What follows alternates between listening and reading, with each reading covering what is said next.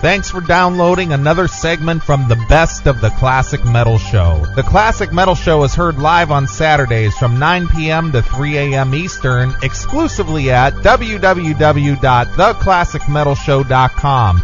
And now here's another piece of Classic Metal Show history on the Best of the Classic Metal Show. The Classic Metal Show. That's 3 Inches of Blood right here on the Classic Metal Show from their latest release, called Here Waits Thy Doom, and the name of that tune there is called Rock in Hell. And tell you what, if you've been following 3 Inches of Blood, you know these guys rock in hell, and they do a hell of a good job of it, but I guess their hell would be Canada.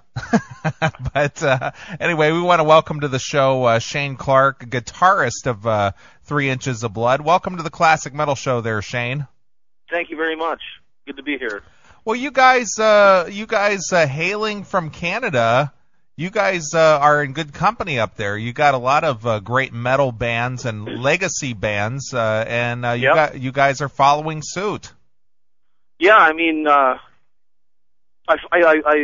consider that a big compliment, so thank you. But you know, we grew up on a lot of the Canadian metal bands, you know, from the '80s. Like one of the biggest influences being Voivod and.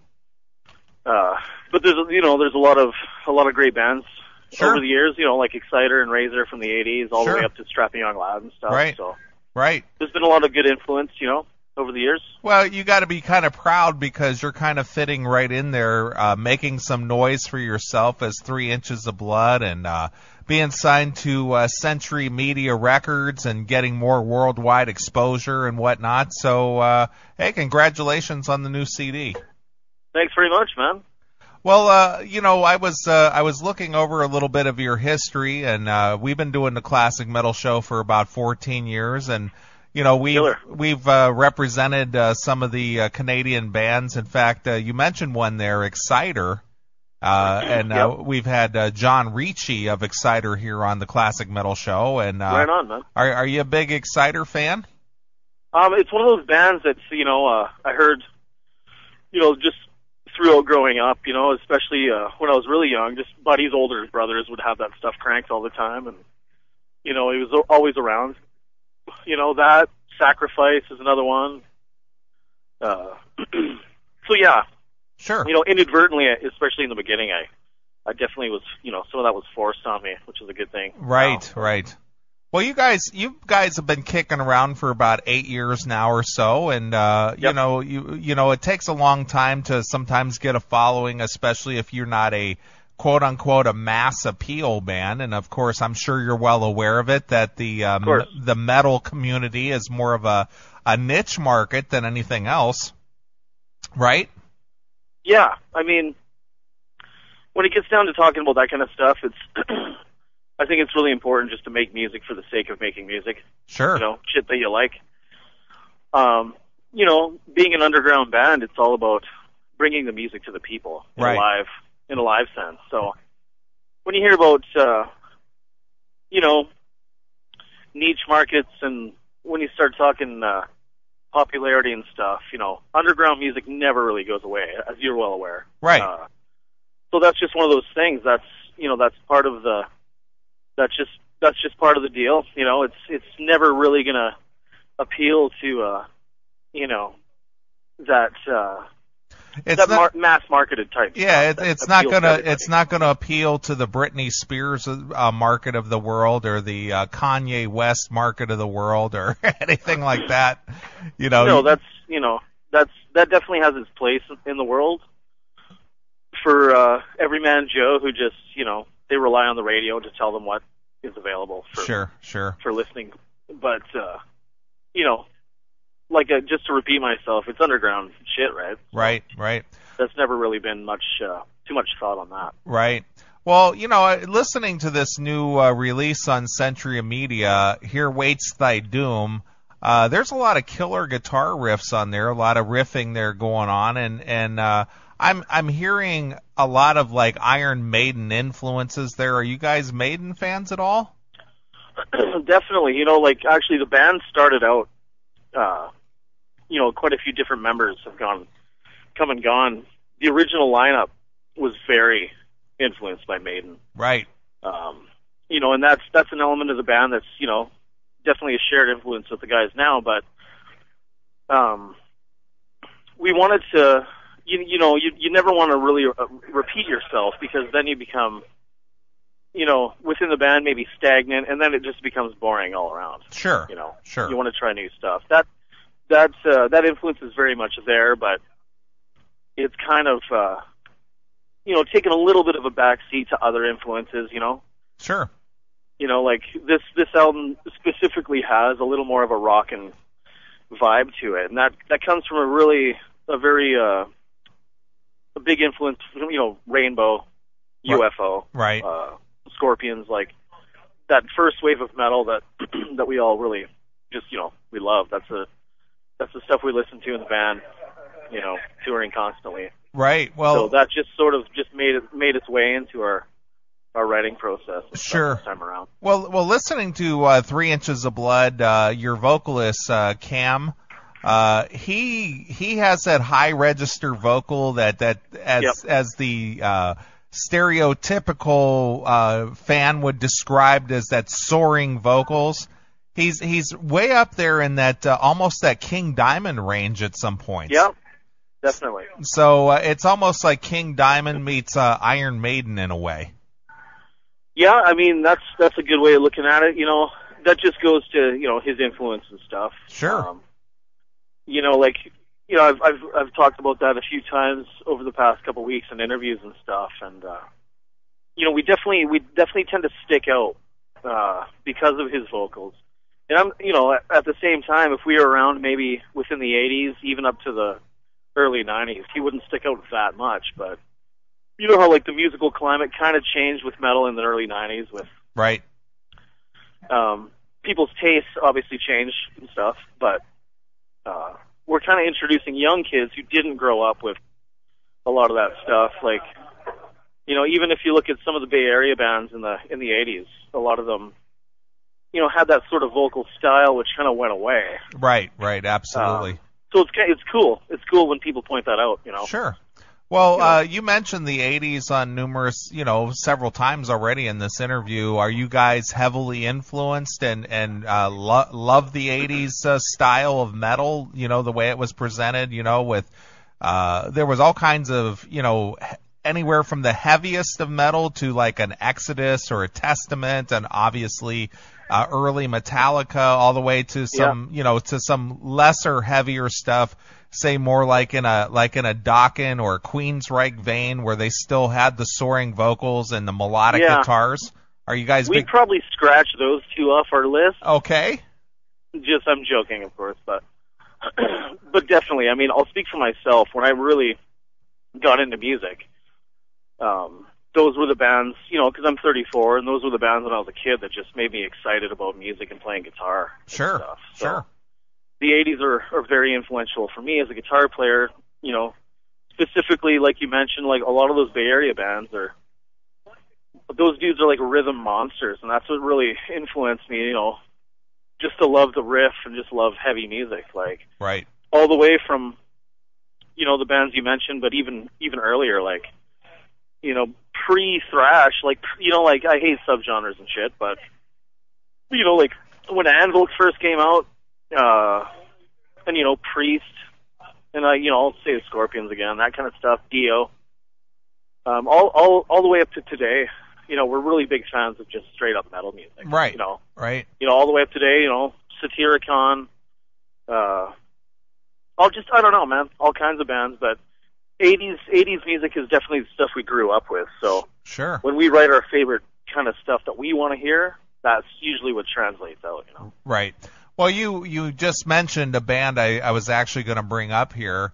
What's your thoughts on the publicity and the notoriety that your fellow countrymen Anvil have been getting due to that documentary that's been going around for a little over a year now?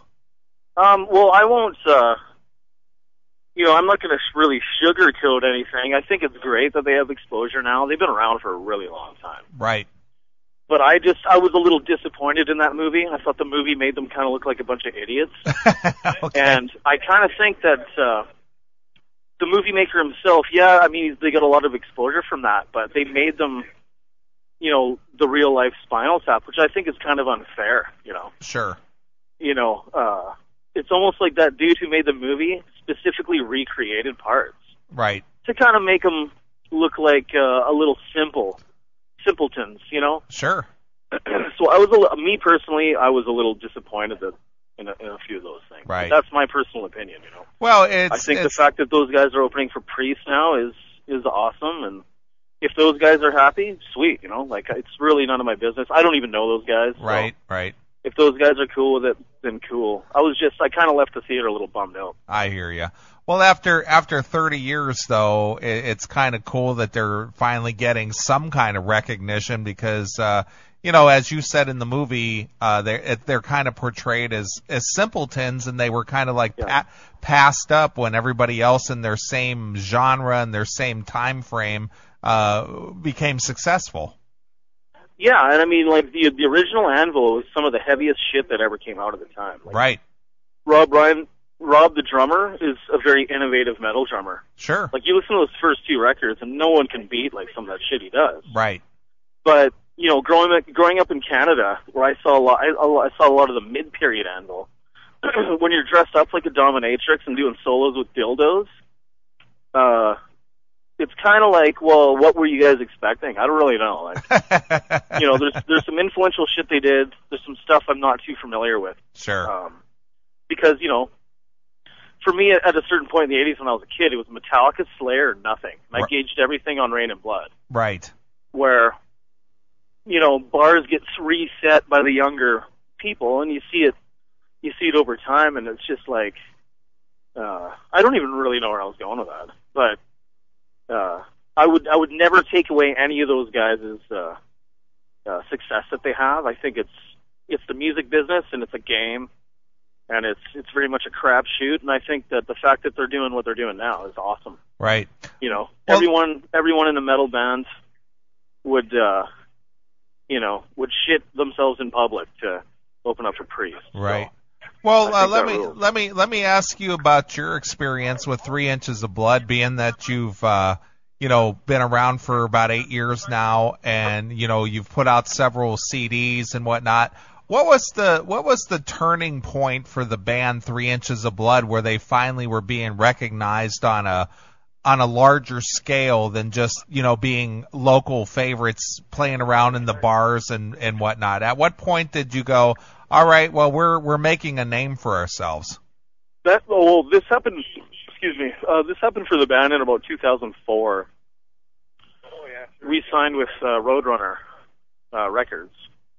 And that gave us, an amazing amount of exposure.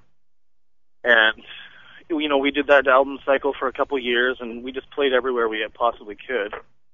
And then, with the release of the next record, we played quite a bit, and then we got on the Ozfest tour in 2007. And that gave us a really large amount of people to play in front of. Sure. Can you fuck off?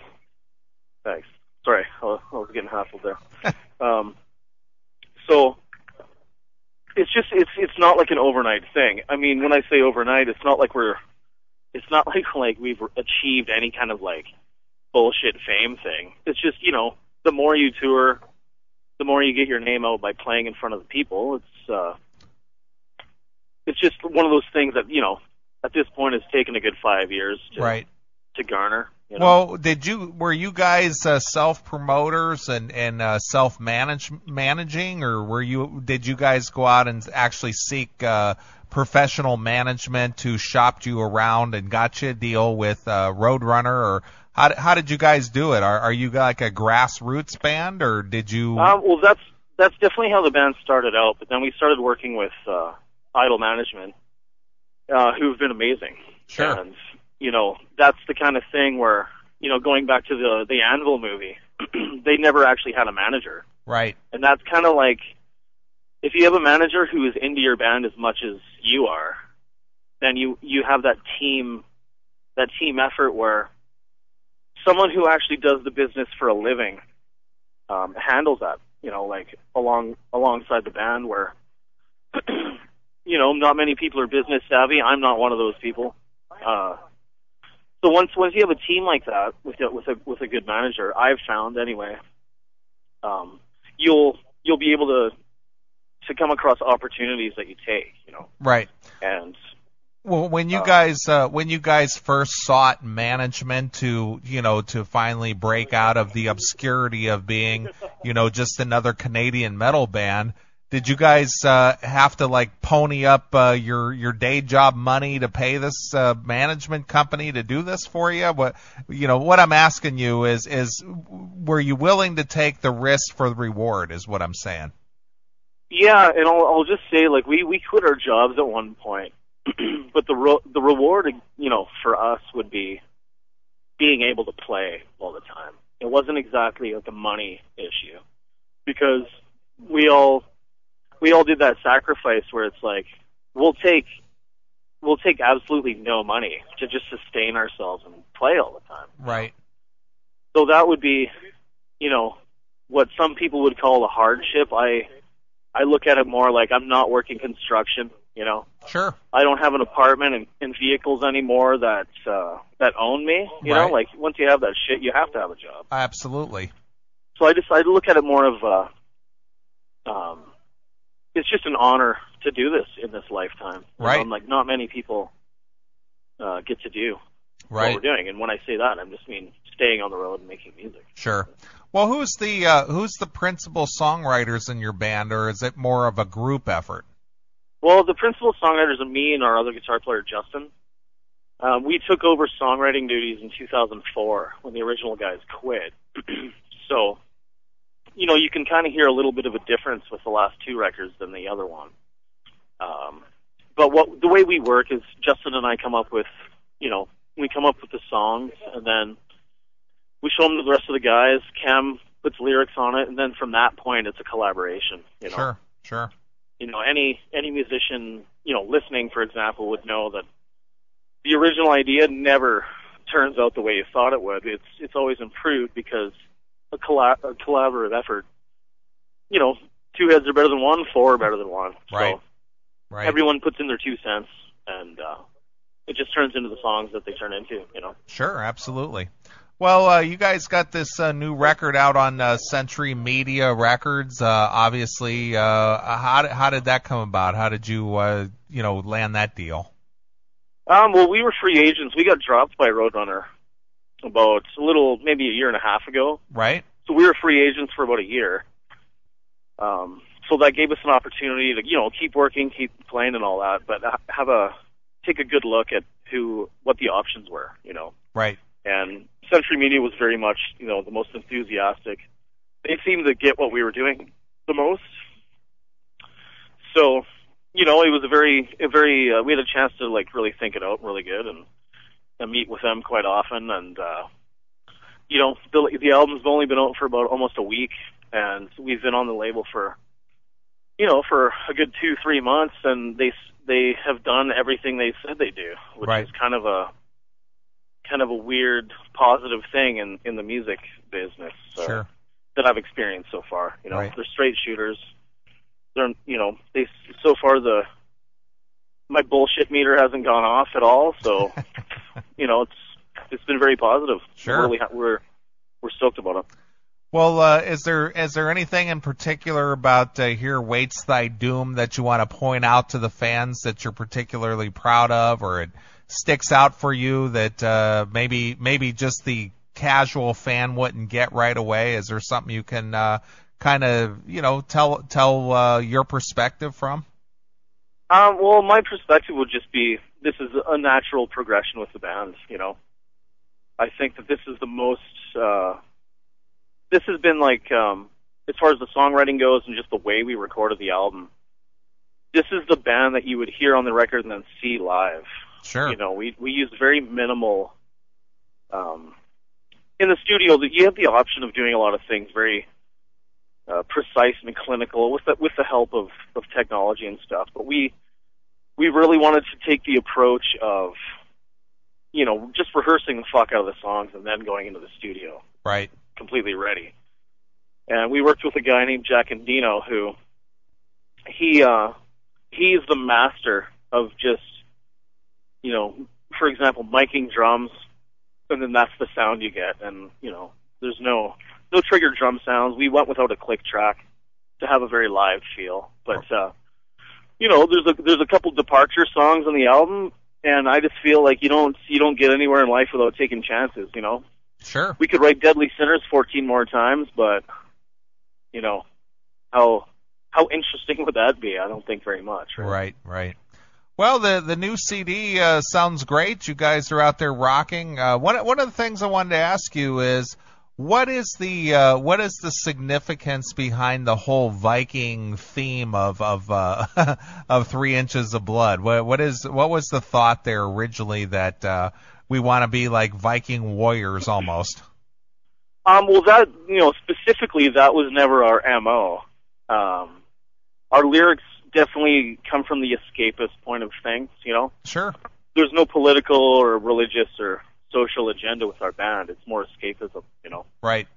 And these are things we're into. You know, a lot of the guys are into Norse mythology and other mythology, and, you know, Cam certainly is well read with fantasy stuff, you know.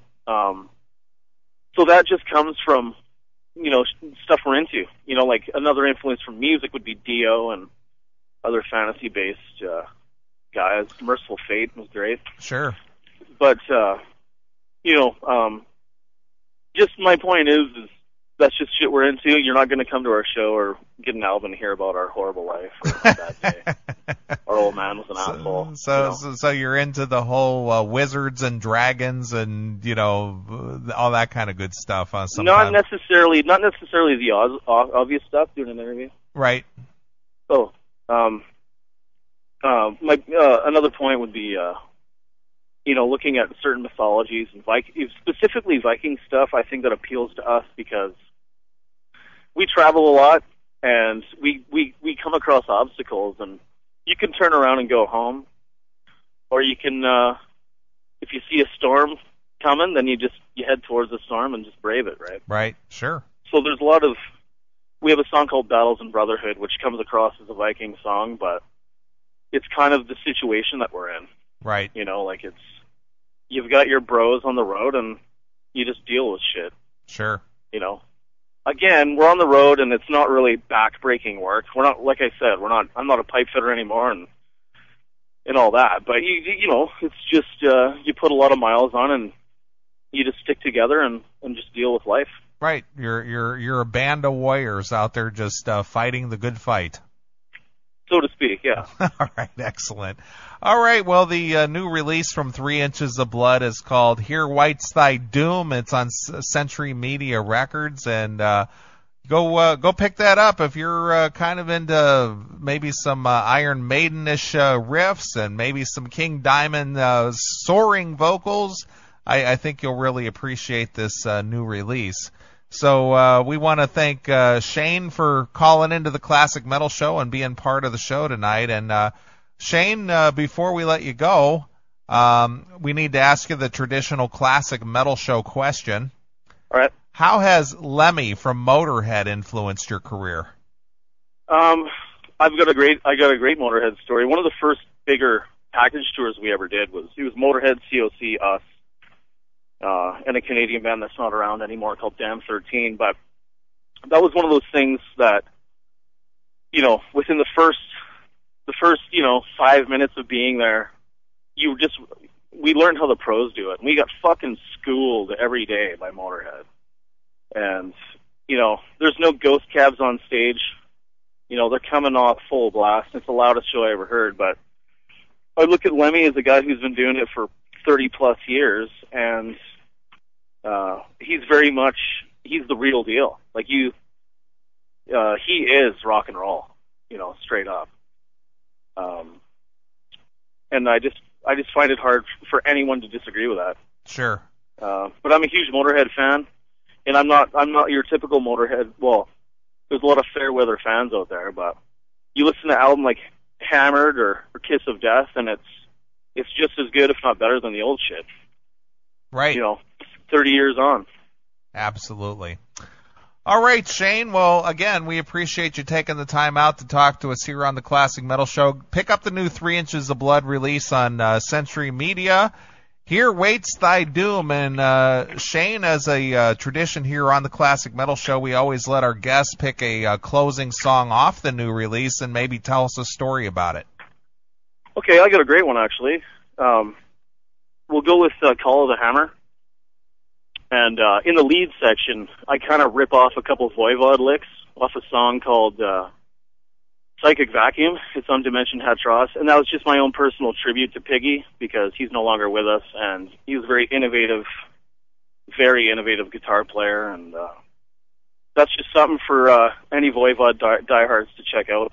It's in the solo section, but that's just a ripping tune that we all like playing live so far. Excellent. All right, well, here it is. This is 3 Inches of Blood from Here Waits Thy Doom, and this is Call of the Hammer, exclusively here on your Classic Metal Show. Thanks for checking out the best of the Classic Metal Show. You can tune into the Classic Metal Show live every Saturday night from 9 p.m. to 3 a.m. Eastern, exclusively at www.theclassicmetalshow.com. Classic Metal Show.